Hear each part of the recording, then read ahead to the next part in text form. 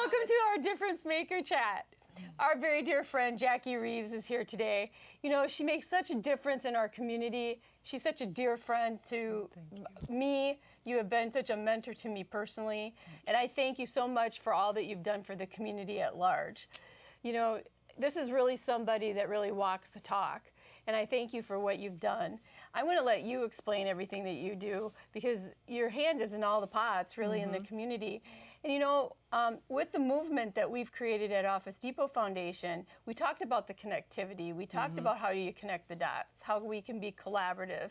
And you were one of the very first ones that signed up and said, let me help. Let me show you the way. Let me help you do this. And I can never tell you how much that means to me personally. Thank you. So anyway, Jackie, thank you for coming. Thank you. So why don't we start first? First, I would be just not doing my justice if I did not let people know that you are being honored as being Volunteer of the Year by the Junior League of Boca Raton in October. Yes. So congratulations for Thank that you great very honor. much. Thank you. It's an honor. So welcome. Thank you. So what are you going to be, what are you working on today? So today, thank you for having me. And we are here really to talk about the difference in the community, and also currently I'm the president of the Spirit of Giving Board of Directors, and we are doing amazing things in the community.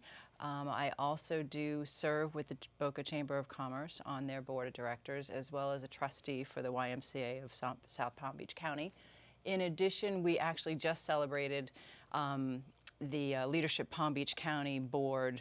It's kind of my last day on that one with Nancy Prophet, and that was a super fun challenge over the last year. So still be involved as a member in that organization. And then also I serve with the George Snow Scholarship Foundation on Endowment, Florence Fuller with also the endowment side for the finance sleeve. And it's just amazing when you started the Difference Maker movement thought process a few years ago.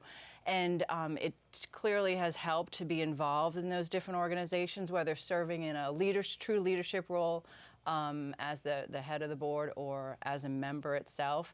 You can see so many, I'll say, duplicative sorts of efforts here and there. And you can also see wisdom and leadership in various organizations that you want to bring together and have a seat at the table so that we can all discuss how to have a bigger impact with maybe less effort in our community, and then also be able to share those resources with more organizations that are even thinking about starting either a business or a nonprofit. So I'm thankful for the roles that I serve on those boards and any kind of additional thoughts that I can bring to the table. So that brings me to a question, because for those people that are just wanting to start out, how did you get started to do all of that? Sure. That's a lot for somebody to have on their plate. It and is. have a job. And I have a full-time job, right? And two lovely daughters who you know as well. Who I love. So I got started with the Junior League of Boca Raton. So I actually just received my 15-year pin with the Junior League, and that was truly my first steps into volunteerism and also to getting to know our community. And through those efforts, the Junior League, if you will, is similar to some other organizations in that they touch many different nonprofits throughout the community, whether it's through dollars provided to them as well as volunteer hours. And so through that effort, I was able to jump in and out of various organizations and help them, whether it was service for a day or a week or a whole year through the Junior League's opportunities. And then after, while I'm still involved with the Junior League, still you can step a little further into some roles and nonprofits that you really felt a huge connection with and that you thought you could add additional wisdom in there, as well as woman power. You know, you want to be able to roll up your sleeves and get in there and paint and donate books and try and make an impact in some of the children's lives. And also with Habitat, you know, picking up the hammer and doing some really hard work really helps those families out. Well, which was the new initiative.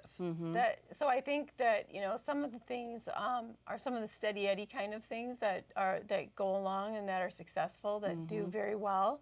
And then I think what you've done too is really kind of challenge some of these organizations to be, what else can we do that maybe be just a little bit different. Right. So I think also for us has been that collaboration piece, is because for me and you, what we've talked a lot about is that collaboration being such a big piece of, because when you have duplication, you have any way, shape, or form, there's going to be a waste of funds. Absolutely. Waste of funds, waste of time, talents, treasures, across the board. If we can help collaborate with all of the people that we know in the community, with the efforts that are being displayed in the community, and also initiatives, because we know every day somebody's looking to start up another business or a nonprofit, and if we can help, guide them in the right direction with, what, that particular avenue is being, I don't want to say well covered